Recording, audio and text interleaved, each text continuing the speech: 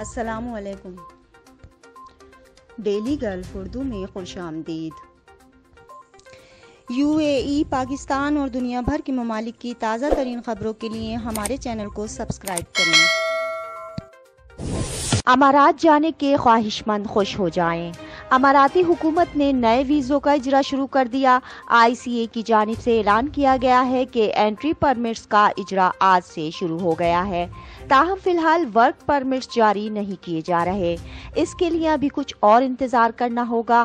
ICA نے امارات میں کورونا کی وبا پھیلنے کے باعث مارچ 2000 میں ویزوں کا اجرا روک دیا تھا، البتہ سفارتی پاسپورٹ ہولڈرز کو پابندی کے دوران بھی ویزوں کا اجرا جاری رہا۔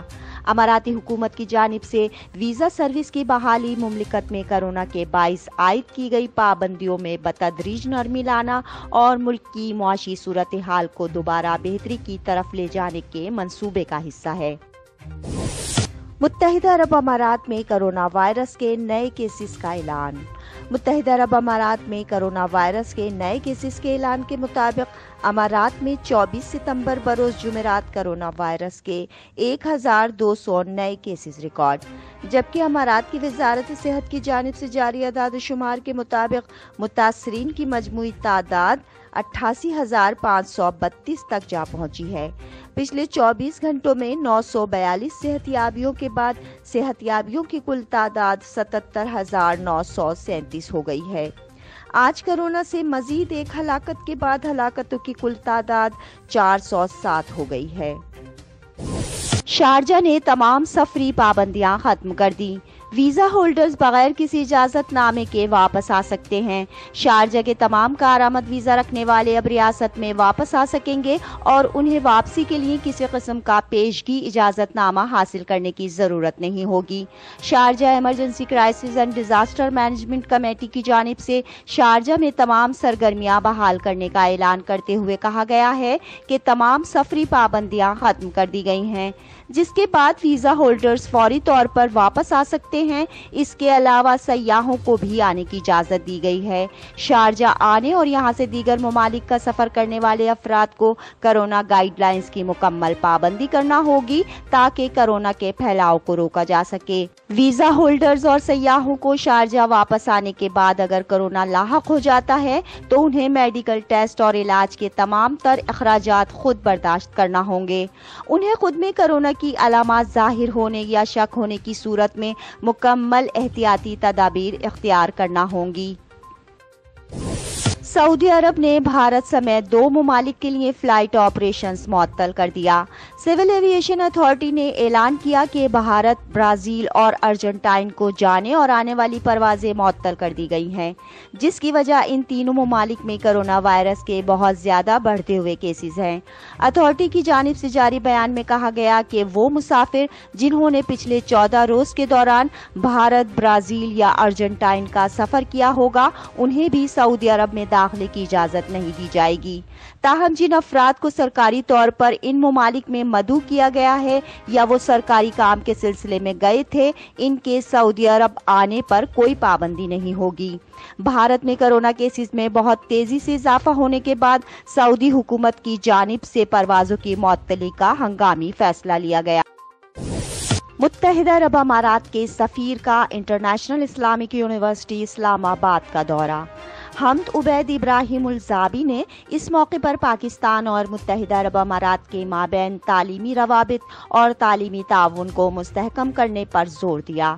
متحدہ عرب امارات کے سفارت خانے کی جانب سے صاف ہاتھ سب کے لیے کے عنوان سے جاری مہم کے سلسلے میں متحدہ عرب امارات کے سفیر حمد عبید ابراہیم الزابی نے بین الاقوامی اسلامی یونیورسٹی کا دورہ کیا اور جامعہ کے نیو کیمپس میں ہینڈ سینیٹائزرز انتظامیہ کے حوالے کی۔ اس موقع پر اظہار خیال کرتے ہوئے حمد عبید ابراہیم الزابی نے کہا کہ اسلامی یونیورسٹی کی مسلم معاشروں کے لیے خدمات مثالی ہیں۔ انہوں نے پاک امارات تعلقات کا ذکر کرتے ہوئے کہا کہ متحدہ عرب امارات کی قیادت نے ہمیشہ پاکستان میں صحت اور تعلیم کے شعبوں کو اہمیت دی ہے۔ 10 لاکھ سے زائد پاکستانی متحدہ عرب امارات میں پرامن اور خوشحال زندگی گزار رہے ہیں اور امارات کی معیشت میں اہم کردار ادا کر رہے ہیں۔ सऊदी अरब के कौमी दिन पर अमाराती शहरों में भी जश्न। बुर्ज खलीफा सऊदी परचम के रंगों में रंग गया। शारजा, दुबई और अबू धाबी समेत कई शहरों में ऊंची इमारतों को इलेक्ट्रॉनिक सऊदी परचमों से रोशन कर दिया गया। नेशनल डे पर अमाराती फिजाइया की जानिब से अबू धाबी में जहाजों के करतब का मुजाहिरा किया गया। दुबई और अबू धाबी एयरपोर्ट्स पर भी टर्मिनल्स को सऊदी कौमी परचमों से सजाया गया और मुसाफिरों में तहाइफ भी तकसीम किए गए। सऊदी अरब के यौमुल वतनी के मौके पर अबू धाबी पुलिस की गाड़ियों को भी कौमी परचम से सजाया गया।